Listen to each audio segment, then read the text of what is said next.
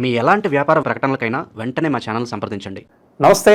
ఈరోజు మన స్టూడియోలో ప్రముఖ ఆధ్యాత్మికవేత్త, ఆస్ట్రాలజర్, దత్తాత్రేయ గణపతి ఉపాసకులు మురళీధర్ శర్మ గారు ఉన్నారు. గురువుగారితో మాట్లాడేద్దాం. నమస్కారం గురుగారు. మహాదేవ. అక్టోబర్ మాసం విశేషంగా కుంభరాశి వాళ్ళకి ఈ నెల ఎలా ఉండబోతుంది? పరిస్థితులు ఇబ్బందికరంగా ఉంటాయా లేదా ఎంతో కొంత అదృష్టం కలిసి వస్తుందా? వీళ్ళ పరిస్థితి ఏమంటారు? మనకి విజయదశమి ఉంది, దీపావళి ఉంది, ఎలా వినియోగించుకుంటే బాగుంటుంది అంటారు? తప్పకుండా. ముందుగా కుంభరాశి వారికి ఒక గుండె పగిలేటువంటి విషయం ఏమిటయ్యా అంటే ధైర్యంగా ఉండండి. ఒకటి. రెండవది, మీరు ఒకవేళ అధర్మమైనటువంటి పనులు చేసినా, మీరు సత్యాన్ని అసత్యంగా ప్రచారం చేసినా, మీరు ఒకరి గురించి చెడుగా చిత్రీకరించి చెప్పిన గత ఒక సంవత్సరం క్రితం అనుకుందాం, ఎందుకంటే చాలా అద్భుతంగా గురువు మీకు యోగించాడు. ఎటుగుడుక గురువు మన దగ్గర ఉన్నాడు అని చెప్పి మనము ఏది పడితే అది, ఎట్లా పడితే అట్లా ప్రవర్తించి ఒక విలువ అనేది లేకుండా మనం మాట్లాడకూడదు. గురువుగారు ఇక్కడ ఉన్నారు అంటేనే ఈ విధంగా మనం మాట్లాడతాం. ఏమాత్రం తుప్పిర్లు కనీసం వారిపై పడినా కూడా మనకు విశేషమైనటువంటి దోషం ఏర్పడుతుంది. అలాంటిది మరి పంచమాతు గురువు మీకు ఉన్నటువంటి సందర్భాలలో దాన్ని మనం కాపాడుకోవాలి. ఎట్లా?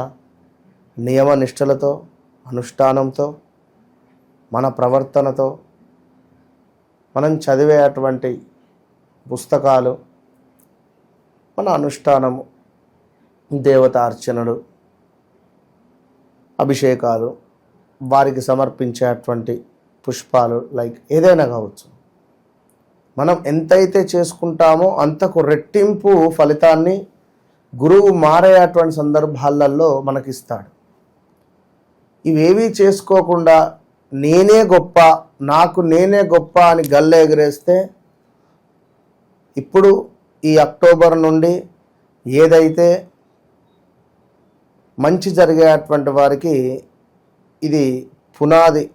అంటే ఇక్కడ ఇప్పుడు వారు లైక్ ఇప్పుడు ఒక మంచి కార్యక్రమం మొదలు కావడానికి ఏదైతే అంటే ఒక గృహ నిర్మాణానికి పునాది తీస్తారో, శంకుస్థాపన చేస్తారో, అధపాతాళానికి పోయే క్రమములో మీరు చేసుకున్నటువంటి మంచి చెడులకు కారణంగా డౌన్ఫాల్, టాప్ పొజిషన్కు వెళ్ళేటువంటి సందర్భంలో శంకుస్థాపన, డౌన్ఫాల్ అయ్యేటువంటి సందర్భాలలో మీపై వ్యతిరేకత, మీపై చెడుగా చెప్పడము, గతంలో మీరు చేసినటువంటిదే మీకు రిపీట్ అవ్వడము, ఒక వ్యక్తిని మీరెంత బాధ పెట్టారో తిరిగి ఆ వ్యక్తి మీకు ఎదురైనా అరే ఆ వ్యక్తిని నేను ఎందుకు బాధ పెట్టానే అని బాధపడేటువంటి సందర్భాలు ఈ క్షణాలు.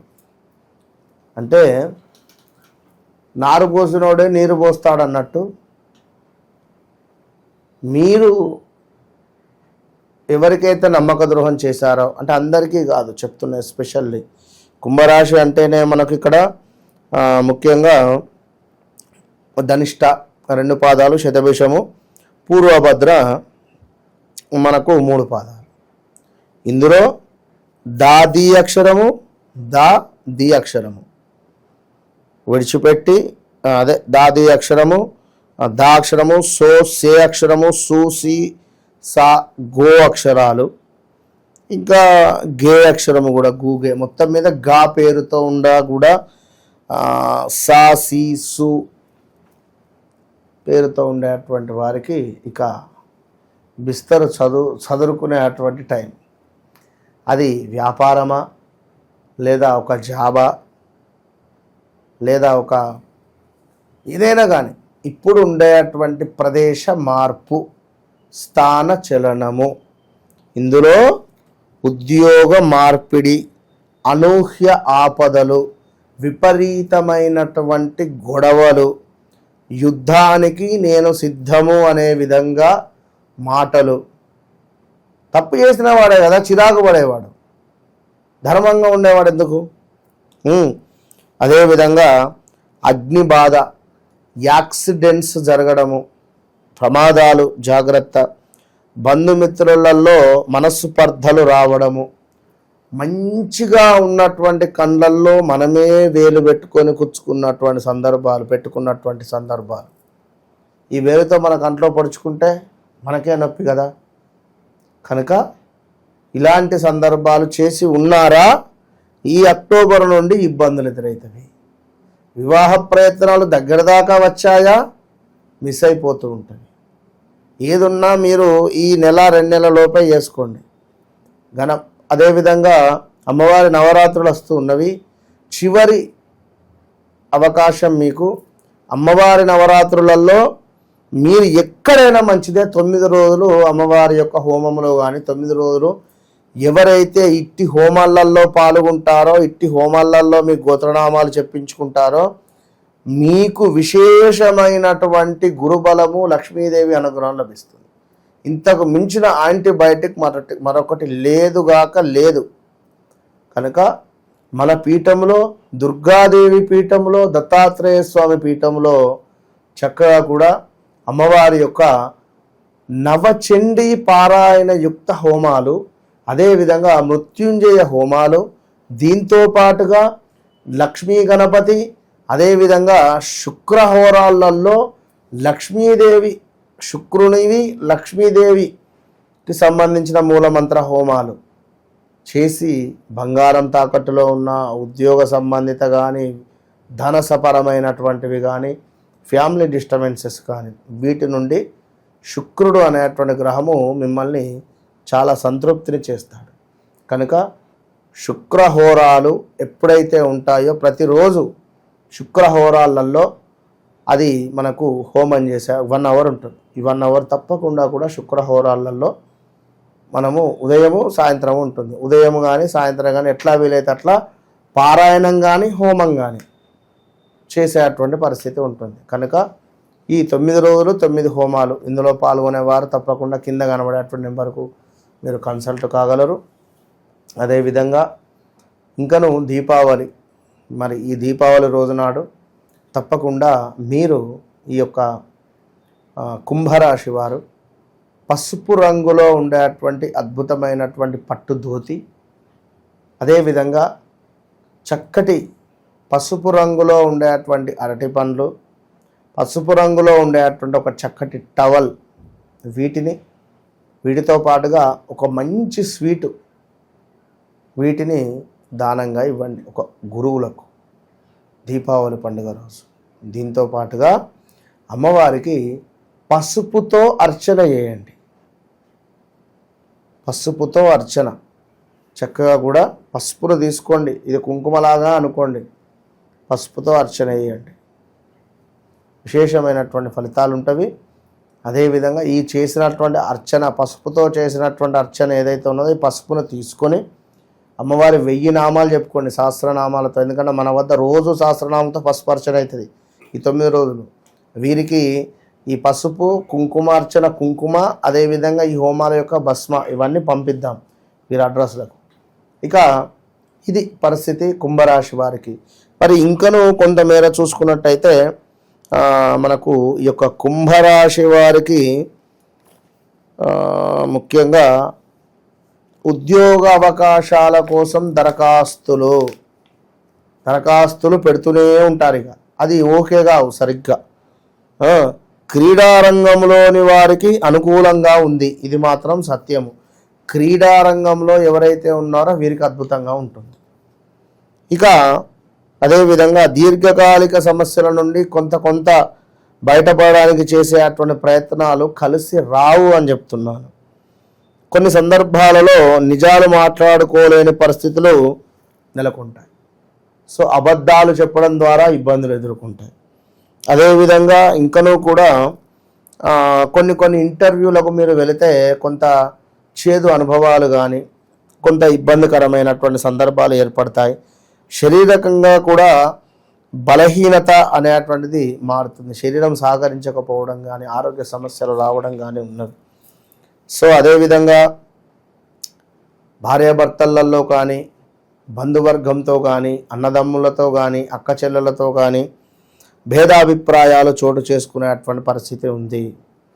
అదేవిధంగా మీ మానసిక స్థితిని అర్థం చేసుకోగలిగినటువంటి వారు ఎవరైతే ఉన్నారో వారితో కొంత సమయాన్ని గడపడం ఎంతో ఉత్తమం మరి ఈ సందర్భాలలో. సో నరదృష్టి మాత్రం విపరీతంగా అయిపోయింది. దీనితోనే ఇవన్నీ ఇబ్బందులు అనేటువంటిది గమనించుకోండి.